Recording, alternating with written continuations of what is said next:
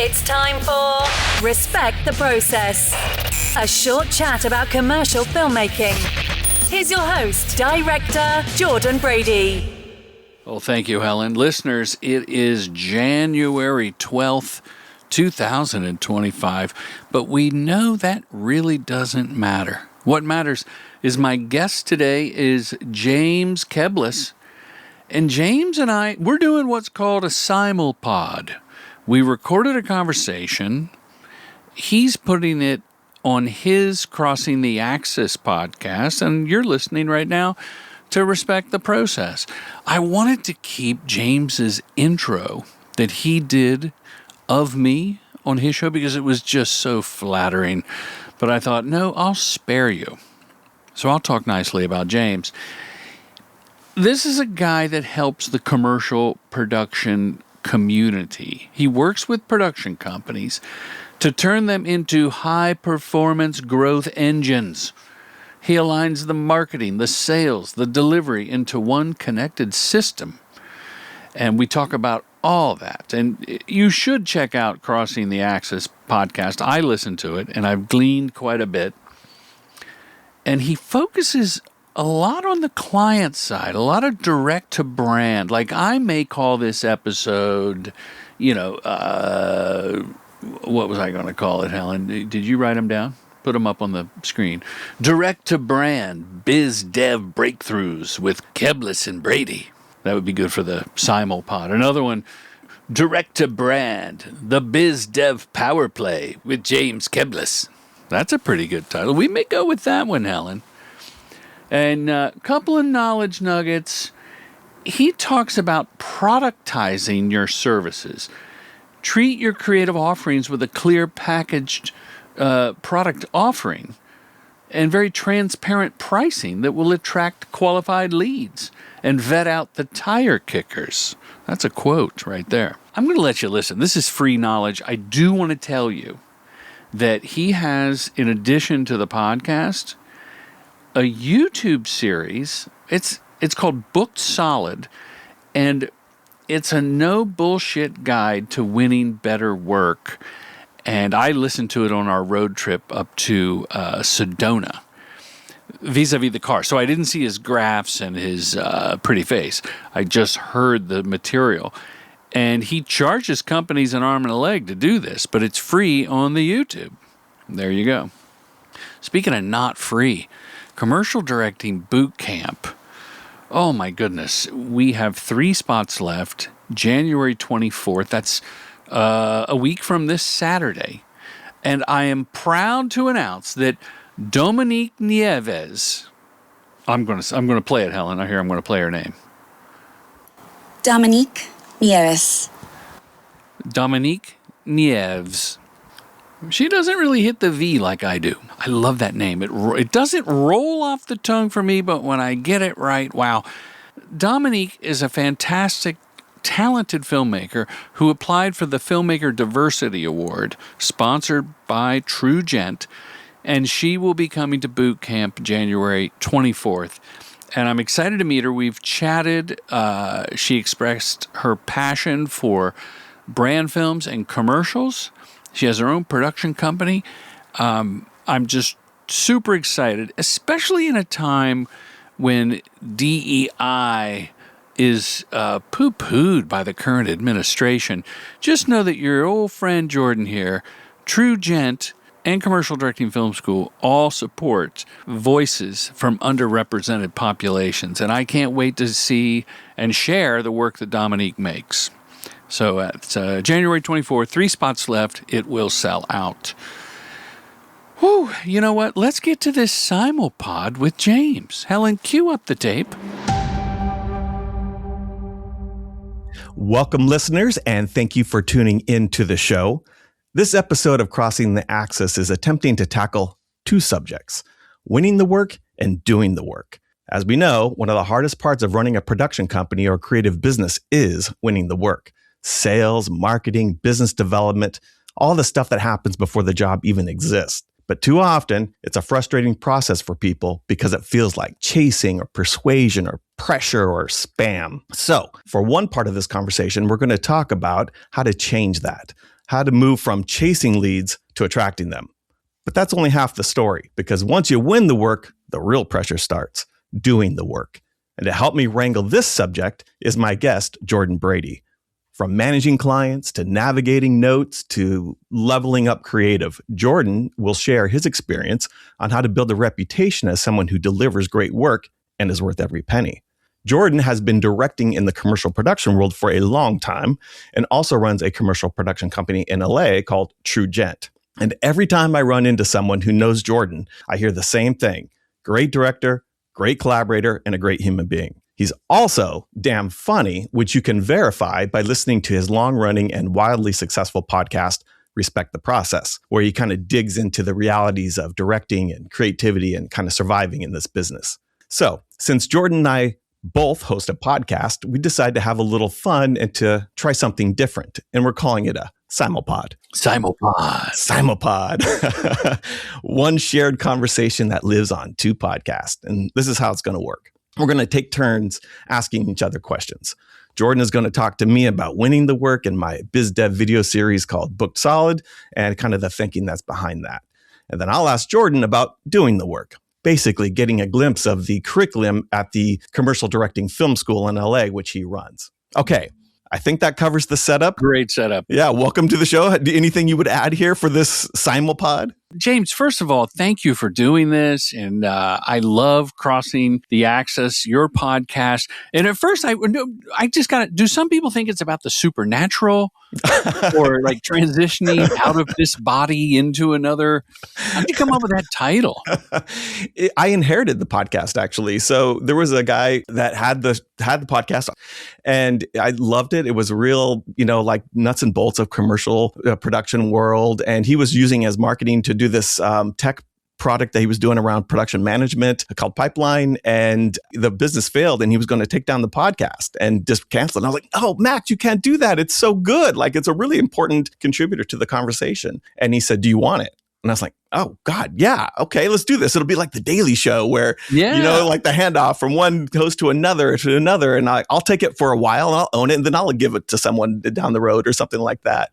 He loved that. And so I just took it and took the name Crossing the Axis. We get creep. We follow money. We start going places. And I wanted this to be rooted in production so specifically. Like I wanted to limit myself from bleeding into the agency world and all that kind of stuff. So Crossing the Axis is such a production specific name. I'm taking it so that it limits my ambition. Well, you define what you are by what you're not doing. Right. Exactly. I love it. Yeah. Can I start off by asking you to give us, because my listeners are both filmmakers that want to do stories for brands, as people say, or work with agencies still, and agency creatives are listening, and some clients are listening. It's 2026. Give us your state of the union for commercial production in the advertising space. Oh, interesting. The big question. Well, I'm probably biased because this is the world that I know. And so I'm kind of feeding into the thing that I'm already familiar with. But I think this is actually objectively true too. And that is production companies have more access direct to client than ever before. And I know that trend has gone, it's a pendulum and it swings, in-house out. But I think it's swinging so far. I think it's going to be a permanent trend. I think it's going to grow. There's just so many screens out in the world now that people have to get content on, and each one is unique, and every platform and each viewer and everything is so. And I think brands are just doing in-house creative, and they're looking for a partner who's going to make the work, collaborate with them. They bypass the agency. I've seen that more and more. And to agencies' credit, I am trying to take out agencies in some ways. That is my point of view, is bypass the agency. But agencies also are doing more, they're putting production in-house to their thing, and they're creating an offering and not hiring out and bidding on their own jobs and all that kind of stuff. So I think there's ways for everybody to win. But the big trend that I would say, the kind of landscape that I'm noticing right now, is that more and more work is going in-house. Production companies can work directly with client. It's totally good. You do have to level up your game, though. You can't be the maker of the idea and just the executor on it, with the director brand, the way you can with an agency. The agency's work landing the client, selling ideas through, convincing, and all of that work, and the client management, like that is such hard work. And if that's not there, you have to do that. You have to think like a strategist. You have to think like a creative director. All that hard work that was done for you that you just got to film, you have to do more than that now. And that's hard. So that's not for everybody. But if it is for you and you can stomach that, you maybe even like that, then I think there's a tremendous amount of work for you to Oh, I succeed. love hearing this. Thank you. I love I don't claim to be a strategist, and I do rely on the agencies to have already done the heavy lifting. Like you say, landing the client, pitching the ideas, and selling the strategy and the big idea that leads to 20 scripts that gets chosen, not watered down, but culled down to 3 or 4, and then picking one to go shoot. Right. But the agency really wants to make this one too, so you're doing 2 a day. Yeah.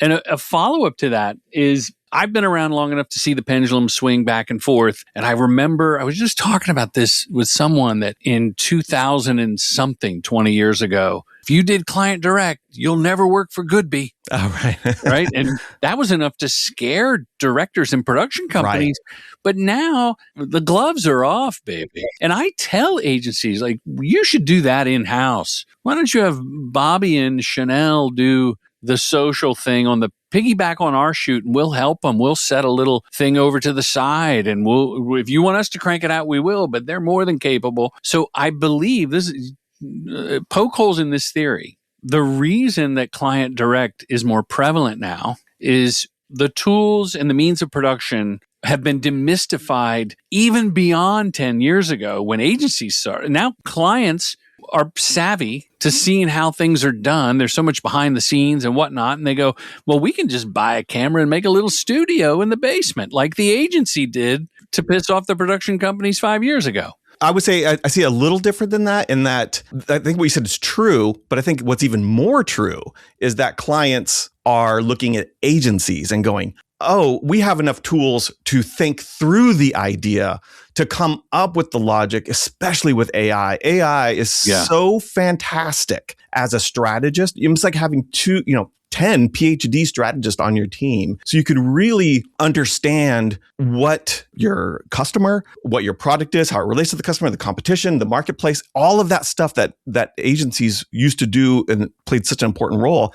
That's actually really pretty accessible now. And so the agencies are getting pushed out because the brands themselves can really figure that stuff out. And then the idea of test marketing, that is done. That's now called go live. You could have 3 campaigns, you just do it. And whatever, you can see what performs better and just take down the other 2 and go with there's no more testing in this artificial way anymore. It's just do it. Just go live. Focus group is your Instagram feed. Exactly. A focus group is live now, and it produces the best work, I think. And also it's more honest. And so in that way, I think that also moves agencies out and brings production closer to the clients. Like those 2 things in particular, I think are doing that. And I think just that brands are they don't want to pay. They don't want as many moving parts. They're more sophisticated and all that kind of stuff.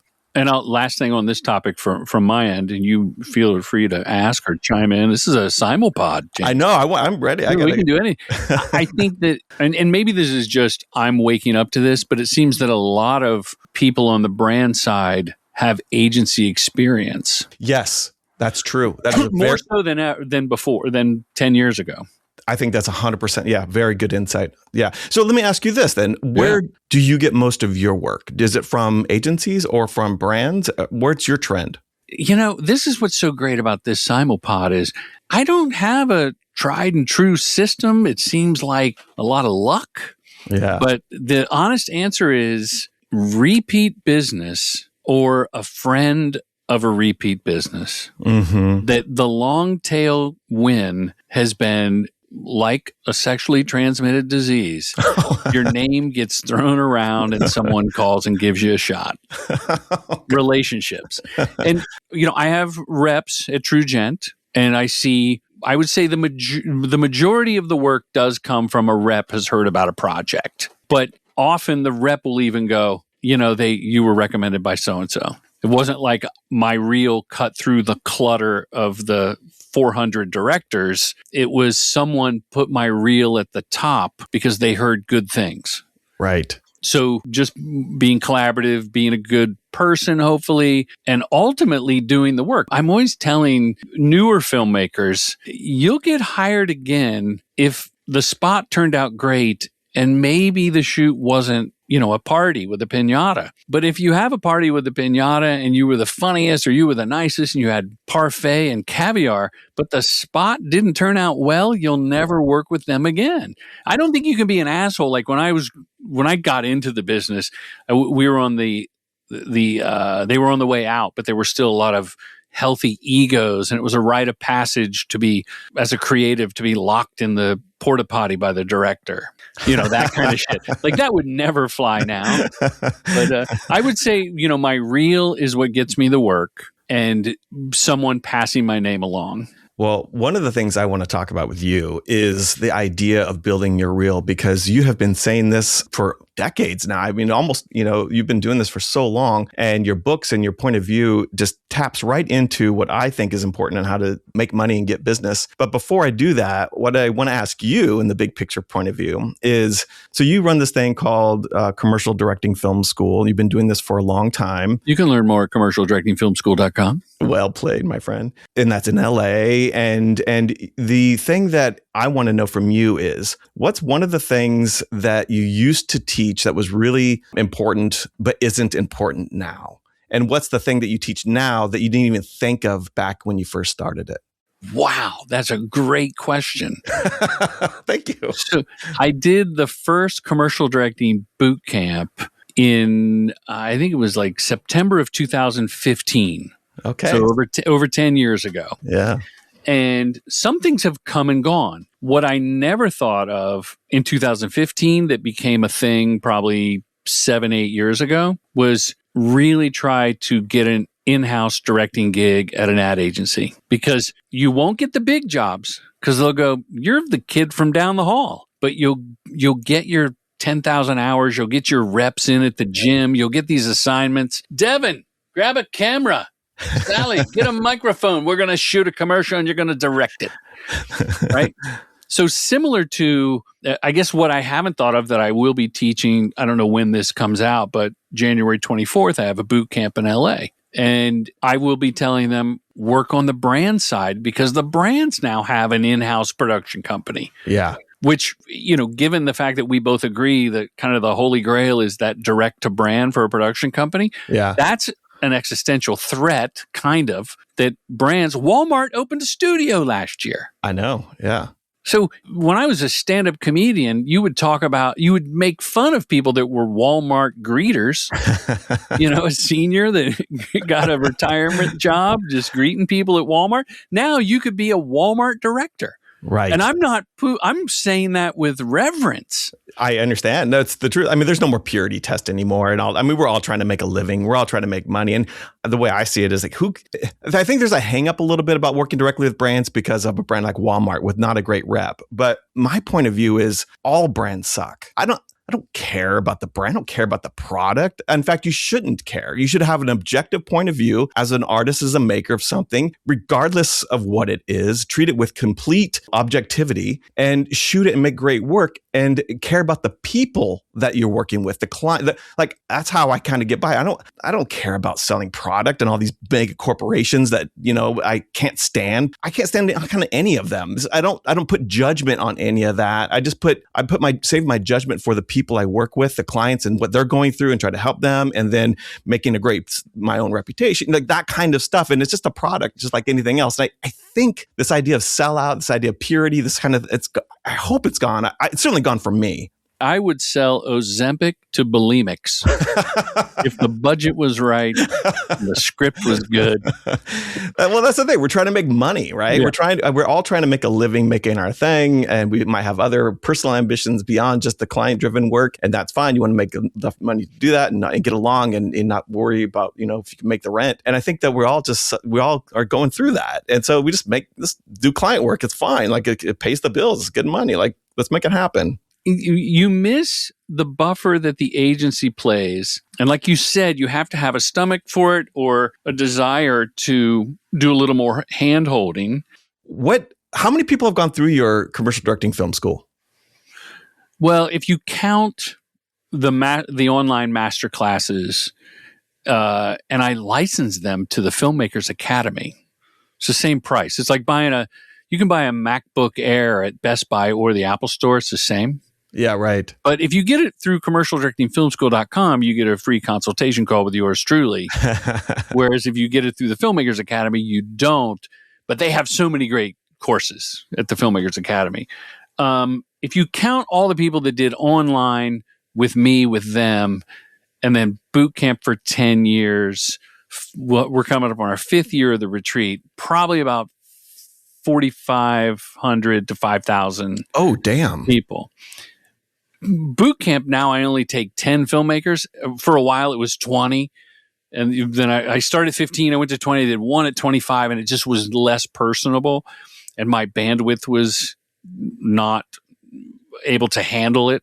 So now it's a very personal thing. So you figure 10 years, 3 or 4 boot camps a year, do the math, a few hundred boot camp people, filmmakers.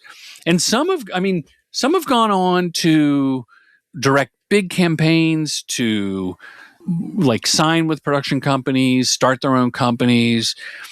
And some have said, I don't want to be a director anymore after your boot camp. Straight.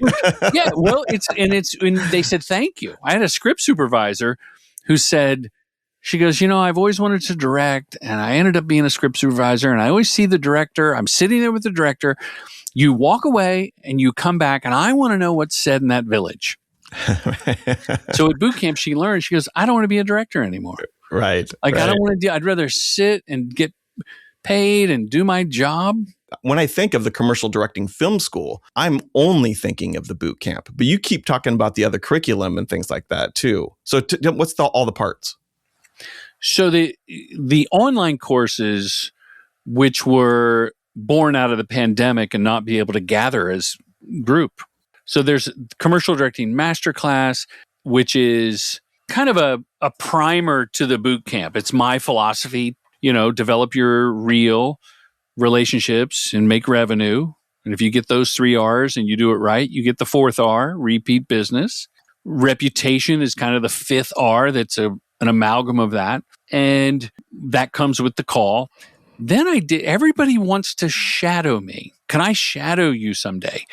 And it's like, you can. And I do have a shadow on set. And we pay them. True Gent pays for someone that came through the film school can shadow me. And it's usually from a director from an underrepresented population, which white guys have gone, that's kind of racist. And I'm like, yeah, it's my game, my rules. Reparations. Yeah, I'm fine.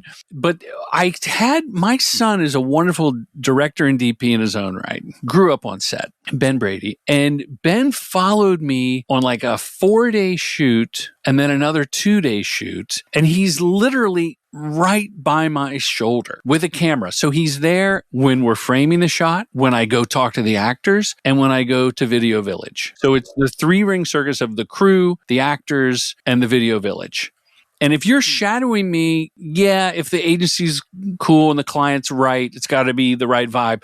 You can come with me into Video Village. And I say this person's going to be shadowing me. She may come over when we're talking about stuff. It's all cool. But the online shadow course, which it's innovative in that I don't think there's any other course like it. It's better than coming to set and standing over there. So this is literally a shadow program. If you take it online and there's 12 hours of raw behind the scenes, like you're literally on set with me vis-a-vis the camera. Yeah, right. Yeah. But he's on a wide lens following me. And because the crew knows Ben, he's everywhere and not who's the asshole following you around. It's like, oh, Ben's following you around. So I'm directing an actor, and then without cutting, we walk over to the Video Village and I tell him what's going on. So you see that, the collaboration and whatnot.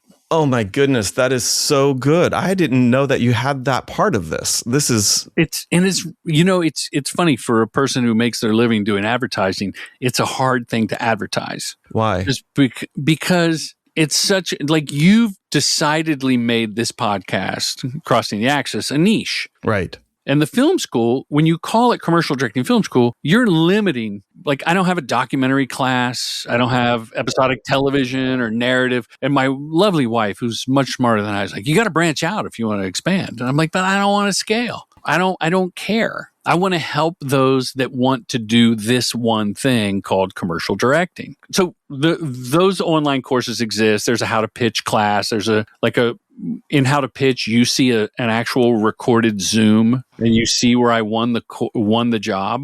Wow. And then Christina Archer, who is just a wonderful director, merging AI and live action. She's an Adobe ambassador now. She came up through the boot camp. She now has a course that I host called Winning Director Treatments. And another guy, Kevin O'Brien, who came through the film school, is going to do an LED wall course that's going to come out soon, because his directing career, he grew up as an in-house director with a soundstage, one of the first and biggest LED walls. Those are all the online offerings.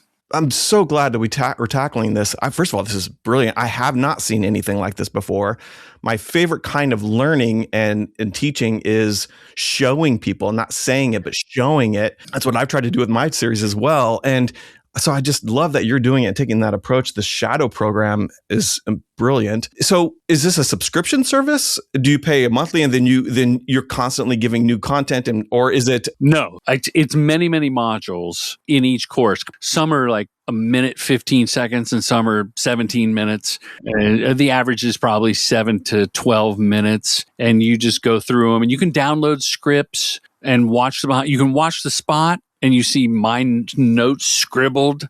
I scanned all my notes from my process of pitching. Oh, goodness. So it's really fun. And one of the things, like the LED wall didn't really exist, but we went back and added that to the master class, to the Shadow class. And then now I'm currently in the middle of directing, air quotes, my first complete AI commercial. And I catch a lot of shit from it, and I make AI commercials for the boot camp, and people are like, isn't that, hypocritical that you're teaching filmmakers with AI that's going to replace them? I'm like, I just like their thing and reply, smiley face. Like, it's just a tool. I mean, it's a tool that you get to direct. I mean, it's a fantastic tool that you get to direct. And well, so to answer a question you asked a bit ago, what is something that I'm preparing to teach on January 24th at the boot camp that I never would have thought of is AI in prep, AI in ideation, and AI if, like, I was editing a short film for my wife and they needed a drone shot to bridge two scenes, and I made it based on their footage they shot, and no one even noticed that they didn't shoot that. So I think brands and agencies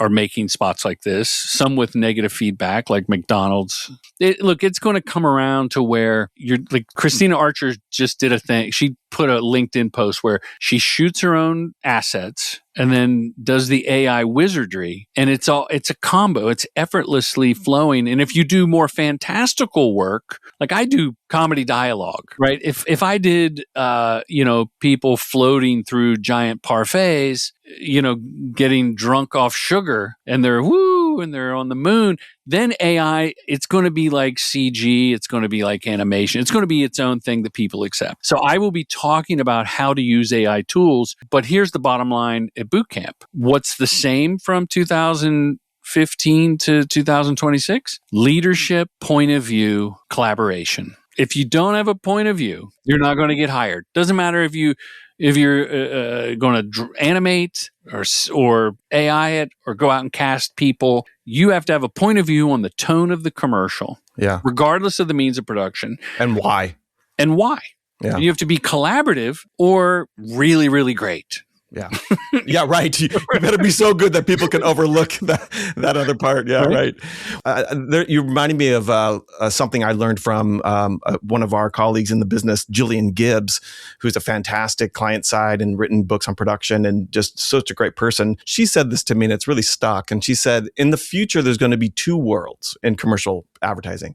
There's going to be a world where people are going to be served content on demand instantaneously, the speed of light, the context of who you are, what you're looking at, where you're sitting, and all the people around you. And you're going to get an advertisement that is going to be specific to you at that moment. Parallel to that, there's going to be bespoke, really high-end custom work that is and both of these worlds are going to live together. And you can do both. There's going to be value in these throwaway ads, and then there's going to be the ones that actually do mean something, where the story or the acting or this real life, the authenticity, the vinyl version of it is going to be valuable. And that's going to mean something too. And both of those things. And I think that's just what we have to prepare for. You know, the Apple spot with the puppet critters in the woods, and it was shot on an iPhone. It were real puppeteers and probably a little AI snuck in or CG or whatever, but it was so good and heartfelt. It kind of gave you Spike Jonze feels where the wild things are. And it's both a brand spot and a product spot for the new iPhone. And I think those kind of spots are going to exist forever. When people go, no one watches commercials, that's not true. People like great commercials. And then the instantaneous stuff, I do see that happening, because right now, if I'm on TikTok or Instagram scrolling, I get a thing like, is this reading my brain? Right. Well, how does it know that I need adult diapers, right, that are discreet? And it serves me that ad. Now it's already made. It's not made instantly, and it doesn't say my name yet. Hi, it's me, Jake, the editor. You probably know Commercial Directing Film School offers in-person boot camps and online courses. But did you know my dad does one-on-one consultations? Yeah, he does. So, now you know, okay? Anyway, now back to this enthralling interview. Let me ask you, with your new video series, Booked Solid, and who are you trying to serve? Who are you helping? And how do you help them? Because I feel like the Booked Solid is a way you're going to help your clients. So who are your clients, first of all? So my clients are commercial production companies. So I've been doing this as my own practice for 2 years now. And before that, I worked in production companies and agencies and even client side. But doing my own practice and taking on production companies as clients and then building out their sales and marketing system. And over the couple of years, about a dozen clients, seeing just the same consistent patterns kind of over and over and over again. And just realizing that I had something that I was like, God, every time I get a client, I can predict how it's going to go. Like, it's almost all like the same rules apply. It's specific to each one, but it's, like, who are you? What makes you so special? What sets you apart? How do you know that? What do your clients say about you? Kind of that therapy bit. And then it's like, okay, what systems do you have in place and how you kind of build this out and have accountability and a bias for action and know that you're actually doing something? Can you measure it? Like all these things. And then you get a client, you deliver the work. Is it any good? Are you turning that into marketing that feeds the system? Are you growing clients, or are you just one and done? Like, once you've kind of worked that, I was like, God, I got a system here. I have a system. And I've also kind of graduated myself too, like where in the first part of this, I had smaller production companies where, it was like 1 or 2 or 3 up to 5 people or something like that. And I was kind of helping them grow. But in order to hire me is a little expensive. And now I'm kind of working with bigger production companies with big teams, with sales teams. And I figured out a way to bring production people into becoming account managers and joining part of the team. And it's all built on the system. Everyone's working together. And it's $10,000 a month, to have me and to build. That's a subscription, or you can do. It's just one and done. Yeah, it's $10,000. I get you set up. We do the therapy. We get to the heart of it. We do the market analysis. We use all the tools and all that kind of stuff. And then we figure out what we got. One job pays for that. I mean, there's listeners going, $10,000. But really, if you book one decent, even mid-sized job, you have to see it as an investment. If you see it as an expense, then you're already looking at your whole business wrong. It's an investment. You have to see, like, I'm going to pay this. I'm going to be up. We're going to have accountability. Everyone's going to be working on this. We're going to grow clients. Everyone's contributing to that. You get more work. I mean, that's the thing. And I've seen that pattern. My clients have had success, sometimes the way we predicted and sometimes not the way we predicted, but still having success. And it's been kind of remarkable. So I created this. I was like, I want to write a book, as we do. I'm going to write a book. And I was like, God, do people read anymore? And I'm like, I don't think so. I was like, you know what? I'm in video. I'm going to do a video series. I'm going to do a complete video series of everything I've learned from soup to nuts, the whole thing. It's going to be a self-guided thing for people that have time, but not enough money. So if you don't have the money, you can't afford me, but you have time, here it is. 10 episodes for the whole thing, everything you need How to much know. does that cost? That's free. That's free? You can have it for free. Why wouldn't someone I was going to ask if there was a discount code for my listeners, but you're saying Book Solid is free. It's on YouTube. It's a playlist. You can just go there and start your journey through the whole thing, self-guided, and it's very specific. Like I'm theoretical. Like each episode usually starts out with theory. Okay, here's what we're going to talk about. This is how it relates to the thing before that. And now this is why we're talking about it and how you have to think about it. And then the second half of the episode is usually, okay, me sharing screen, walking you through that, like actually taking you through it. That's why I appreciated what you were saying so much about this shadow position with the camera point of view and seeing what you're doing. That's how I love that kind of teaching. I think that's a great way to learn as well. It also makes it harder to bullshit. So there's more truth to what you're saying. So, and I'm getting the point, the feeling that you're not telling people to put on their about page or their landing page, we're a collection of storytellers that reaches the heart of the. You're not allowed to say storytellers. You're not allowed to talk about your narrative work. You're not allowed to. The whole thing has got to be, and this is what you and I do, right? The whole thing has got to be about the client. Yeah. The number one thing, and I talk about this in that episode too, it's not about you. They're the hero. You're the guide. Everything. If you want to talk about your narrative, you better talk about how it serves them. Your website, your marketing, your voice, your point of view, everything has to be so that when you are out there marketing yourself and your potential client comes across your work, they see their pain in what you say and that you have a solution for that pain in some way. It could be your version. In fact, it should be your version of it, but they need to see themselves, not you, and how you put that out there. I think my website approach is wrong based on this conversation because I flipped it from very agency forward, and then I redid it as we make our own stuff, and then for brands, and I put agencies last because of this new era of client direct. But I did put that we like to make stuff on our own, and the positioning is also, I'm going to make stuff I like regardless. We're just going to we're not waiting for permission to go make something. So I think my website may have to address client needs and pain points a little more. If I'm going to go through Book Solid, I'm going to give you report back on this. Does it help? Like when you talk about bringing in production people to be part of the sales team and management and things like that, isn't it the death of the middle class production company? Like I'm really small boutique. Yeah. Right. It's me. I have a partner, 3 directors and counting me, and a sales team. And I'll outsource PR from time to time. I'm pretty visible on the socials and I step in good press. But can we benefit? A company as small as mine benefit? From taking this approach? Your course, ponying up the 10 Gs? Oh, I think, yeah. So it is critical. It's the only way you're serious about business.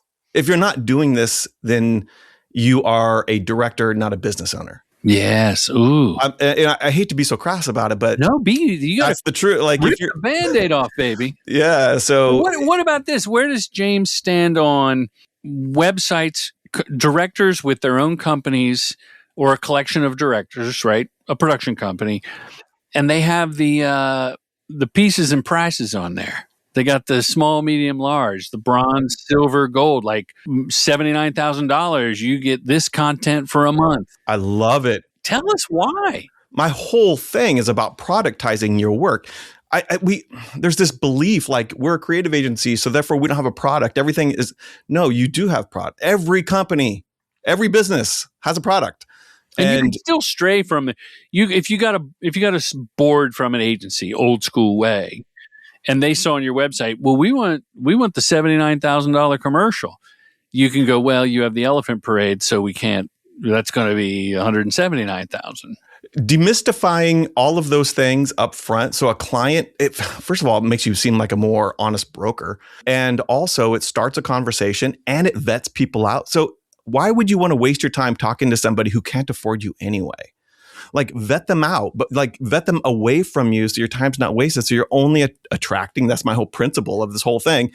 Stop chasing, start attracting. So do the things, do the therapy so you know who you are, so you can talk about yourself to the right people, and your work, the the campaigns that you make, that's your product. So you need to be talking about that in such a way that some targeted lead, people that you've identified, that you say, I bet you we could really help them.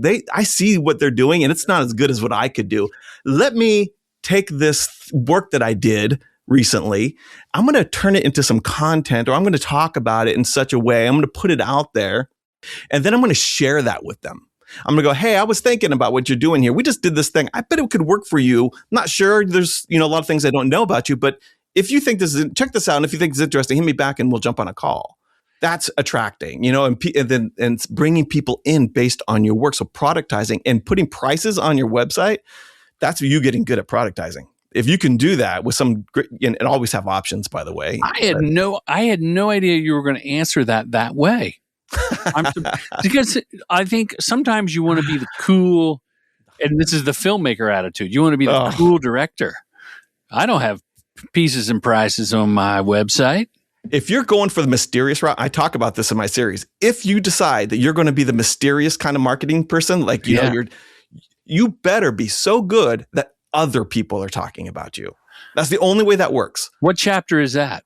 That's chapter 2, actually. Chapter 2. Yeah, biz dev therapy. That's it. Where I bring down some hard truths on people. It's a little painful for folks. And what about differentiation? There's so many directors. You had a guy, and I was pissed, but I'm sure he's a nice person and I wish him well. There's a guy, he started a company in Austin. You had him on. I was driving to Seattle, and he has I think 9,000 directors, but he has no roster. What was his name? That's Luke Lashley. I loved that conversation. It was a great conversation. It made me mad at first. What made me mad is at first I'm like, well, you're not selling directors, but he is selling directors. It's just from a director's point of view, you have to stay top of mind on his mind for him to think of you. Because the Directors Network has been around for 30 years. You have to stay top of mind when an assignment comes up that they're thinking of you to put you up to bat. Yeah. Or maybe he puts up 12 directors. But the rosterless company I've seen, in the last 2 years, proliferate. The future is producers have a great role in the future. Yeah. Because they can assemble teams for projects fast. Everyone's so well connected, and it's so easy to do that. Luke Lashley in that episode where it was basically talking about freelance or like having a team of directors, and he does this really well. I mean, he's just after pursuing work, and he gets into the reason I like it is because it also aligns with my point of view, and that is you really have to know your niche. You have to know like you were talking about your website, and I'll say there's many great things about your website. One is it is so clear that your expertise is in comedy dialogue. It resonates. You say it resonates. I know you're the go-to, and also you're really funny. Your content backs it up. I believe if I want comedy spots to go to you. Now, the thing that you could do that would improve upon that would be to why comedy works better than something else. You could level that up and go that direction. That's the kind of content you might share based on work you just did because it performed really well. Luke taps into that. Luke is really thinking all of the time what jobs are available or, on the market. And then he finds the people that are perfect for that job and then lines up the pitch in that way. And I think that's kind of the future. And that's why I thought his point of view is very controversial. I think that's how it's all trending in that direction. It's a great episode. His approach works given that he has solid relationships. Now, the rep model, where a production company has a sales rep and pays her or him or they monthly, usually a retainer plus a commission based on the work they bring in, I think that's still viable. Not in the client direct, because the direct to brand, I shouldn't say that. Reps have gotten me direct to brand. But their forte is longstanding agency relationships and having their finger on the pulse of the agency scripts. Where do you stand on all that? Yeah. And I should say, my point of view is direct to brand, and that's the area that I know best. When Luke does his episode, it is about working to agencies. It's not direct to brand. Yeah. So it's kind of interesting in that way too. And I think that going direct to agencies is different. I think that's where reps actually probably make sense. for the most part, I think most reps are bad, and you're probably not served well by your reps. I have a podcast episode about a year ago with Doug Stevens, and he is rep. Yeah, Doug is fantastic. In the Midwest. He's been around forever. Right. He's great. Oh, man, I love Doug so much. And he came on and said, the episode was called, "Should You Hire a Sales Rep?" And he himself, a sales rep, says, dude, watch out. Like there's a lot of times you don't need one, and be careful who you're doing with. And he gives the nuts and bolts about what to look for and what to be worried about, what to walk away from, and how to put the deal together, the whole thing. So in that agency world, I do think a rep works well. It is relationships in that way. They're fast relationships. They change a lot. There's a lot of maintenance in that relationship.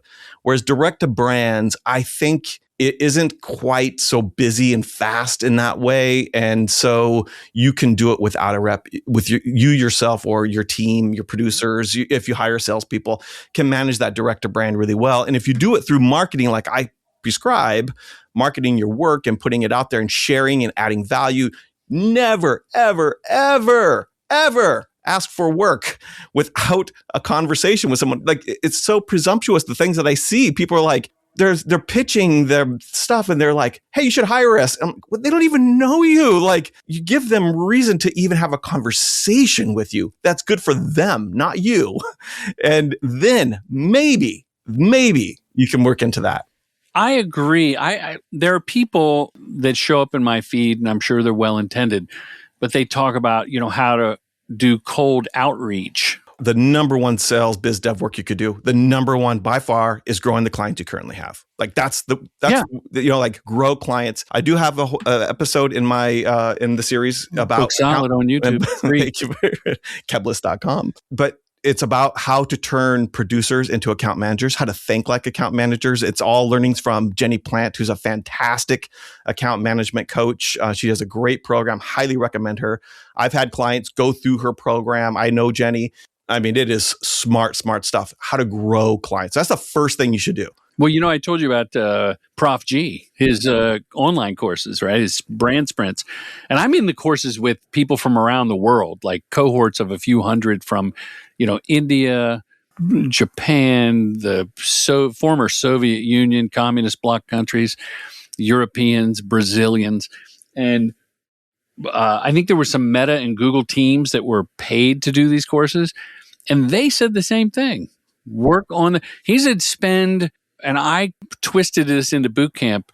If you took the clock of your sales time as a filmmaker, as a production company, 1/3 of it at least should be towards current clients. 100% agree with that. So like in my video series, what I say and show is that there's only two kinds. So the CRM, right?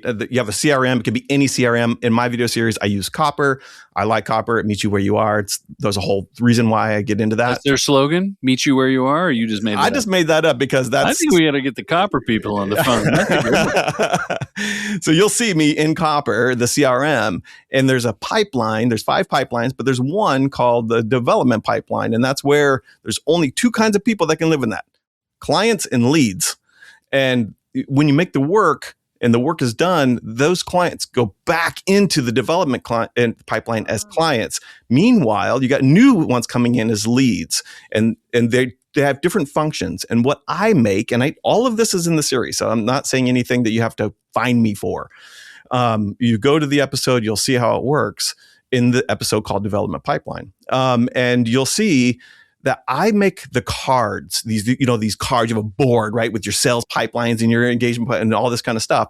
In those cards, too often, people use those cards as like a library card. Like it has information of the client name, the value of it. It's just dumb information. It doesn't have any real significant value.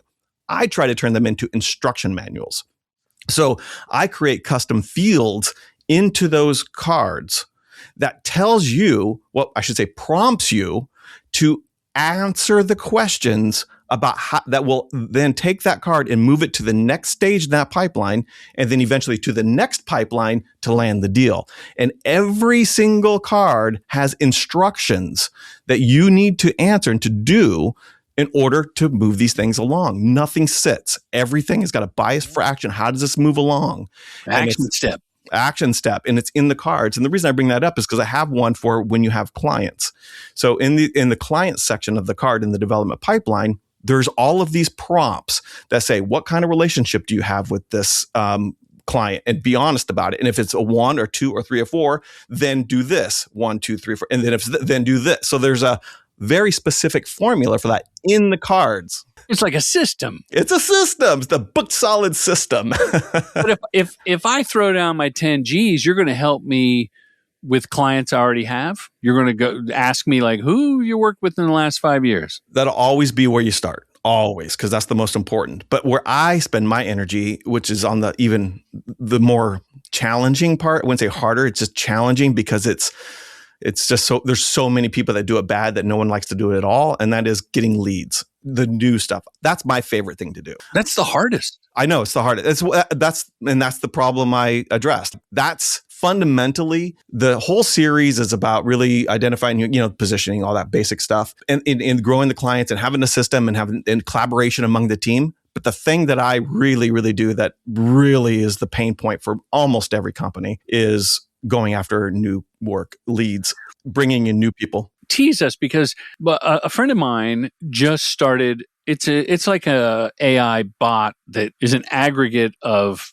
business leads, but it's so top level. It's never going to turn into call this person. They need this kind of video. Yeah. It's this, hey, they're going to start marketing Pepsi again. Oh, great. Okay. Here's the CMO's LinkedIn. Okay, great. Like that's not going to help me. And I told him as such. I said, this is a waste of a newsletter. When I had Agency Source, which is, for the listener, it's a database of clients, and you can get their agency and the personnel working for that client. And they claim to keep it up to date. No shade on them. I just didn't know how to do it. It's got a built-in CRM as well. But I wasn't good at deciphering or like sending out that email. I did one. I accidentally sent it to like 1,000 people, and it looked like spam. And one person said, "Take me off this list." And well, there it is right there. That is an exhibit A of what I'm talking about. It's hard to do. It's painful to do. Most people don't know what they're saying. They don't know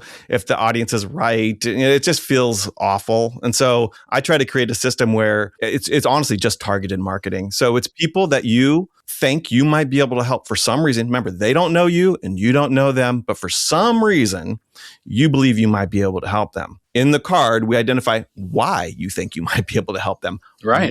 What could you possibly share or say to them to make them want to have a conversation with you? So this is the engagement pipeline, right? And then the work that you made is the thing that you're going to share. So what's the name of your book that you wrote a long time ago? Commercial Directing Voodoo. Commercial Directing. 25 years of experience for $10 on Oh Amazon. my God, it's so good. I love that book. I love. I didn't read it. I listened to it. Yeah, you missed the drawings, but I know. I narrate. It's pretty good. You narrate it, and you narrate the drawings, by the way. Like I felt like I could see the drawings in my head because you narrated them so well. But one of the things you keep coming back to is the real. Everything you're making, the real. I was like, oh my God, Jordan, this is perfect. Yes, great information, because you should be thinking about the stuff that you're making and how it's going to serve you. And then you're going to take that and build it specifically. Literally in the cards that I have, you have a marketing pipeline. In the marketing pipeline, you have leads named. This marketing is going to hit these people. And in your engagement pipeline, you have the marketing that's going on those people. And those cards are, relationship based, and they're moving along. Do I need to print out these cards and get a cork board, or can I do it on my computer? I'm serious. I'm imagining a murder board here. And yarn people and headshots of CMOs. I have like OCD, I think. So I need to have things organized, and they have to be like neat. And so I create this system in a CRM. You could use any CRM or the one I use. Copper. What was the tagline again? Meet you where you are. Meet you where you are. Copper. If you're in Google Workspace. If you're not in Google Workspace, it will not meet you. So definitely go somewhere else. But if you're in Google Workspace, it would be hard to beat. But the whole system is organized in the CRM that everybody's looking at. And if you have all these, like you're talking about these AI tools, or if you have like project management tools or whatever, then we integrate all of that into the system without having to go to the system. So you can actually work where you are, but it's got a sync going on and everything just works. So your production team even, so I just did this really great integration. It was remarkable, actually, with a client out in New York where there's a new production management. I don't know if it's commercial production management called Timmy. Have you heard of Timmy? I don't know this Timmy. Timmy.io, I think is what it is. And they were already a client. This production company in New York was already using them for the production management team and everything. They're a big company, 40 plus people. Then I got them as my client and they said, well, we're doing this thing called Timmy. I was like, oh my goodness, it's really good. I want to integrate Copper with Timmy. And so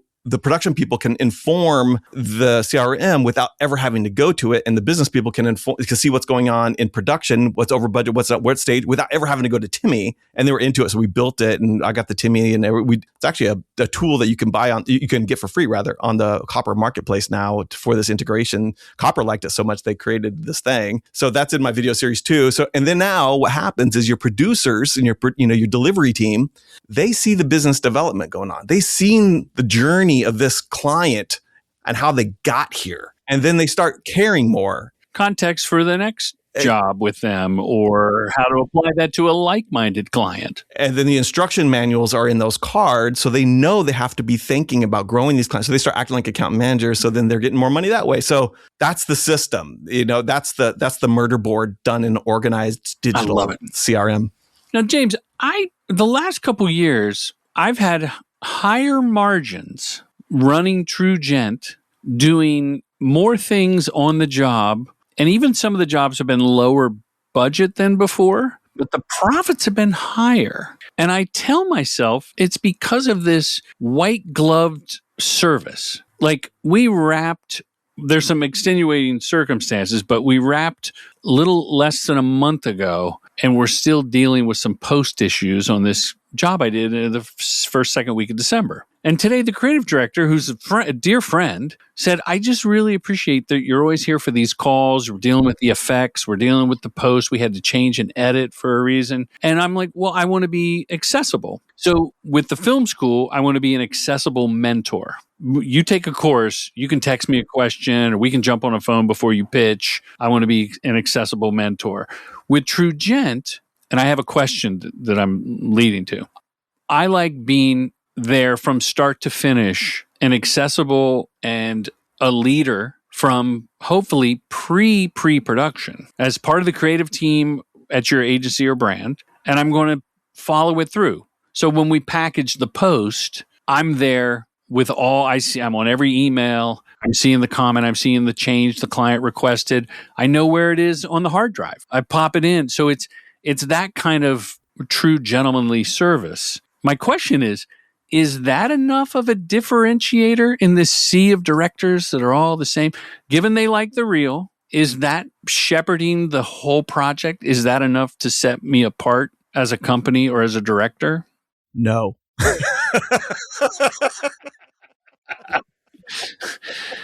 Helen, cut that. Because everybody wants to do that. That's table stakes. I mean, that should be expected. Like, it's not a differentiator. It's not a position. You can't position on that. Gotcha. You can't. That's not the feature of your product. This is the cold bucket of water I need you to throw on my naked body right now, James. I just love the pause before you said no so defiantly. I think what you're doing is really important. And I think what you're doing... You don't have to be nice now.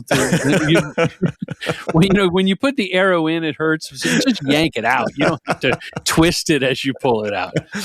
I think your comedy positioning is by far stronger. The way to go. That's the way to go, yeah. And so what I'm gleaning is if I leaned into... I've already leaned into the comedy. And then if I put up some pieces and prices and said, 2 comedy spots, soup to nuts... $179,000. Well, first of all, you would do 3 options. But that would be the one core, the center one, right? Yeah, that would right. be the Exactly. value. That'd be the value package. Yes, yeah. Then I would, because I told someone the opposite. I was talking to a filmmaker who has that kind of thing for home. Well, there's a wonderful director who's going to be on my podcast, Josh Baker, who has that. He services a very niche thing, home services. Sure. If like you have a plumbing chain or a roto-rooter or a rug cleaner, yeah, he's got pieces and prices, and he's really good at it. And he makes great commercials, and they, my question with that is, do you offer, we put it on the web and get it out on your socials? That seems like an extension of production that I think people do it better. Like, why clutter the service with that?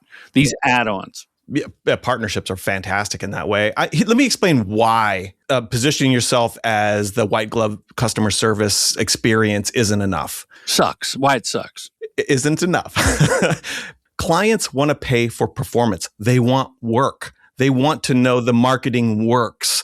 Like, the famous saying, like 50% of my marketing works. I just don't know which 50%. Like we're beyond that now. Like we want to see what works and what doesn't work. And when you are in a niche, you can talk about that niche sometimes even smarter than your client who's in the niche. So when you could talk about performance of video specifically, why this kind of video works better, where this kind of video works better, what screen, when you understand their customers because you've seen the movie 30, 50, hundreds of times because this is your niche and you work with all their competitors. Like, I know commercial production companies. I felt confident to make the video series because I've worked with so many. I know this movie, like it's classic. When you can do that with your niche, oh my goodness, they run to you because it's not like, what's keeping you up at night, and asking all these questions. It's going to these people and going, do you know what should be keeping you up at night?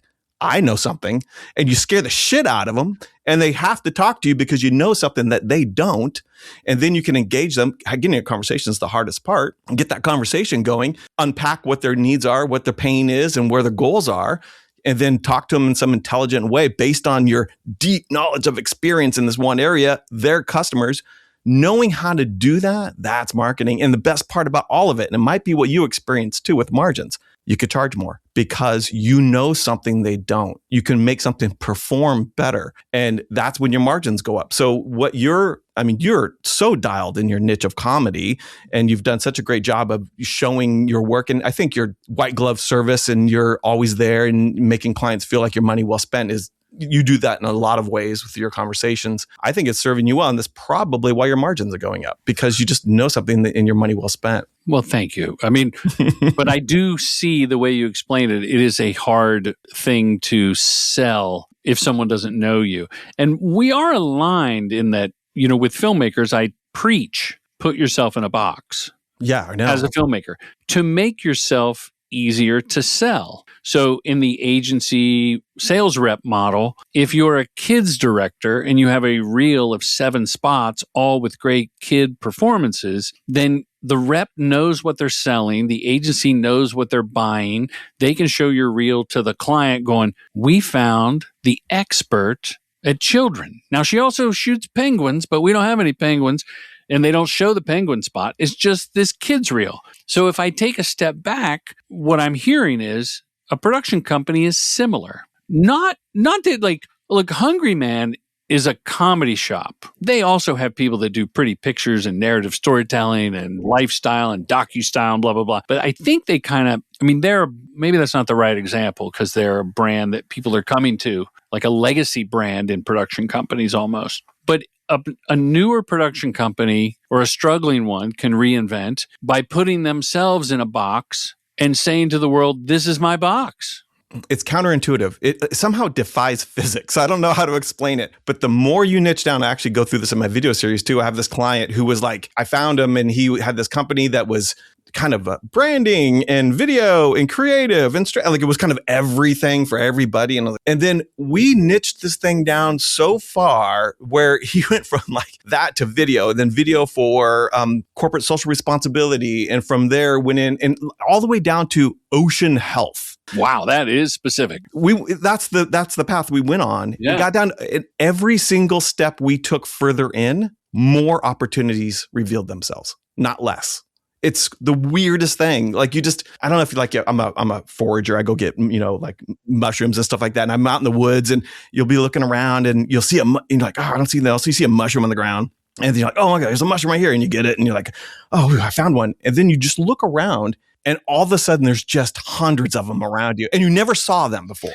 my friend who has been to both boot camp and the Joshua Tree retreat we do in October, Leif Ramsey and his lovely wife Lucky run Pathfinder Films. And while not a tourism company, they do a lot of tourism spots, which I know he's done some aquarium work, which is kind of a touristy thing.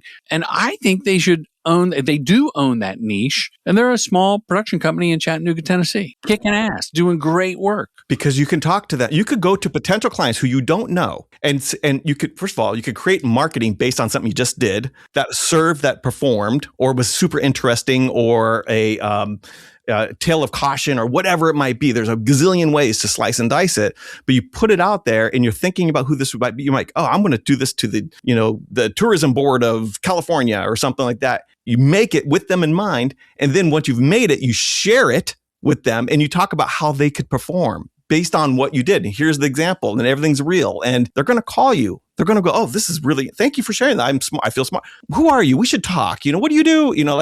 And remember, the niche that you are focusing on, right? You comedy directing, comedy dialogue specifically. It's not the only thing you do. None of that. No, but you hang your hat on the one thing and people will still come for the others.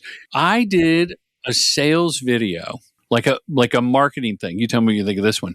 Specifically for tier 3, which is like local car dealers, where the owner of the dealer stars in their own commercial, because I've done hundreds of those. Mm-hmm. And I came up with a package. I worked with an agency. We sent it out to about 2,000 people. Couple of nibbles. I could track where they watched on the website. I think the price was too high for them, and I think it was kind of low for us. Because local car dealers, I learned from many people over the years, for $12,000, the local cable company will come out and shoot the commercial. And they don't care about the quality of the filmmaking. Right. But it was everything you're saying put into practice. Here's a case study. Mm-hmm. Here's what I've done. Here's what I can bring for you. I know what your problem is. And I know you like to be in the commercial. Right. Yeah. But we wanted to do it for $150,000, which was like, how the hell are we going to pull that off? And they're like, well, I'd pay $12K and they'll make a new one every month. And then you say, well, how much work did you get out of those? Because my $150,000 commercial will get you $5 million worth of work. I had the market share graph from previous clients. So my question is, should a production company have some sort of, to me, that's better than a montage of all the equipment on set after each shoot. Should we put it on LinkedIn as like here's our accomplishments, here's the sales, like a capabilities worksheet to figure out what the production company's capabilities were? Your capabilities should be your marketing. Ideally, if you're doing it right, you never do a capabilities deck. By the time someone calls you and engages you to talk about a job, they've already have seen enough of your work, your point of view. They already understand who you are, and they've already vetted themselves as someone who could talk to you. That's your capabilities. When you have that initial intake call, by the way, I think I know your background is in comedy and stand-up, and I'm assuming improv and stuff like that. That is the best skill for doing intake. Always moving it along, always keeping things, always, that both and kind of a bit. Intake call should be about them, understanding their problem, understanding how urgent is it, what's going on, what's their goals. You shouldn't be doing any capability stuff. I mean, rarely should you be doing that. Work should be done in the form of marketing before that call is even made. And so anything that serves that up, I think it's different for every production company. Sometimes it might be prices. Sometimes it might be a point of view. Sometimes it might be what we don't do. Sometimes it might be case studies that always show performance, whatever it might be, but it's got to really lead into that client. James, this has been a fabulous conversation. We've been talking a long time. I'm going to have to wrap up here in a second. But I have a question first. On your website, when I go to Keblas.com, there's a picture of you looking quite handsome. And the quote is, production companies are often priced down and treated as order takers, far more than their talents and contributions deserve. And I think, I asked you about the State of the Union. That seems to be a constant, whether it's agencies or brands, that at a certain point, here's what we need. And now with all these deliverables, which I hope AI soon takes over and makes the deliverables, the square and the vertical and all that shit. Is that ever going to change? And with your system and Copper, they meet you where you are. Can that change? You'll see also in that about page lower down, I actually say, I don't know if I can change this. I didn't read that. Yeah. I'm on a mission. Yes. Yes. I don't know if I can change this, but for anybody that wants to try, let's have a conversation. And I guess my point of view there is a little bit like what we're talking about at the top of the episode, where what I mean by that is agencies take a lot of the money and they want to give as little money as possible to the production companies to make the bit. And they price them down hard. And I think that there's an opportunity, I know there's an opportunity for production companies to take that bit of agency work, take that bit of agency money and get a bigger piece of the pie. And so that's but like I said in the very beginning, it requires a next level of work, and not everybody's cut for that. An understanding of what that work is. Oh, it's so hard. Agencies do really hard. I don't want to undermine agency work. It's really hard, really good, very important. If you can do it as a production company, at least, actually, you don't have to do it as well as them because the client is already doing half of it pretty well already. You just need to be able to do half as well as them. If you can do half as well as them, along with the client doing the other half in AI, then you can really succeed. But if you don't even have it in you to do that, then I think, stay working for a client agency. That's a fine lane to be in. There's nothing wrong with it. It's healthy. It's fun. It's good. The people there are great too, but there's more to be had. That may be something that's changed from when I started the film school vis-a-vis the boot camp to now, is in the beginning, and it's in my book that you heard, right? Commercial Directing Voodoo. I would say God bless the agency, because they like I said earlier, they run interference. They came up with a strategy that led to the idea, that led to the scripts, you bidding, winning the job. But if you want, like you said, if you want a bigger piece of the pie, you got to put on your big boy pants and maybe learn some new skills. That's exactly right. Or bring some people on. Partnerships are fantastic in this way. Develop partnerships. I can't stress that enough. Find someone that's a media buyer. In the niche that you have, partner with them. Sell you and the partner together when you're, like that kind of stuff. That's how we pitch the post. I mean, people have been doing that for years, but packaging the post with the same people I've been working with, Session City, wonderful group of female-owned company. So we partner and we work out on a case-by-case job. Will I edit? Will they edit? They're going to color. They're going to conform. They're going to do all this stuff. And it's no different than being one company going down the hall. Yeah. But instead, we just Zoom and treat it that way. So with that mentality, why couldn't I call, and I have called copywriters in package jobs where the client, back when this was like an anomaly, hey, can you write some scripts? So we wrote some scripts. Yeah. We've hired copywriters when it was like a network. It was like Nat Geo or somebody years back was like, yeah, pitch us some ideas. Right. And rather than just being a director going, okay, let me write some ideas, pulled in someone who has that muscle. Exactly. And so what I'm hearing is maybe look at that as now being more in vogue. Pull in a strategist, pull in a creative director. Oh yeah, 100%. That's why it's a producer's market right now, because producers are really skilled at that. So if you have those producer instincts, I think that really will serve you well. And I mean, you talked earlier about does being a really accessible vendor that gives great service, is that a thing to position on? And that isn't, but it is the thing that probably keeps them coming back. And that skill is also the same skill that makes a client believe that you can pull together a bunch of partners and have it work. You are the one that's going to be the single source of accountability, even though there's partners. I mean, that's the danger if a client's looking like, oh God, they have there's a lot of different partners here. I don't want to talk to 10 people. I want to talk to one person. And so, you're like, hey, I'm the vendor. I'm going to handle that. I'm the one. The accountability is with me, begins and ends. And they believe that, and you have evidence that you do that. Then I think it works really, really well. And clients will love that. Until they get the flu. Until they get the flu? They go, I don't know. It's flu season. He's only one person. Is that a story from experience? No. But, okay, let's land this plane, James. Yeah, we have talked so much. This might be the longest episode I've ever done. I think we probably should save the rest for part 2, part 3, part 4. We got to figure out how to keep this going. It's so great that you and I have finally connected. We're doing a Simulpod. This has been a fantastic conversation.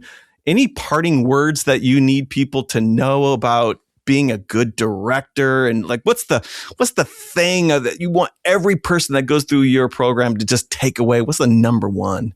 I was thinking about this, not that specific question, but I was trying to anticipate what you would ask me. And I think one thing that I've gotten great feedback on that I've done for years, not in the beginning of my career when I was an asshole, but that is you get the takes that you want for your reel. You first shoot the script because that's been vetted, and there's a copywriter and there's an art director, and you're of service to this job. And then what's really worked for me is to go back to the village, not get notes over a walkie-talkie, go back to the video village and say these words. I love it. I'm super happy. How can we make it better? Oh, good. It's a little jujitsu because I really mean it that I am happy. And when I meet a new first AD, because, they're on the walkie-talkie talking to the producer in the village, and the producer relays notes and everything, I never fail to tell a new AD, I don't want to hear you say,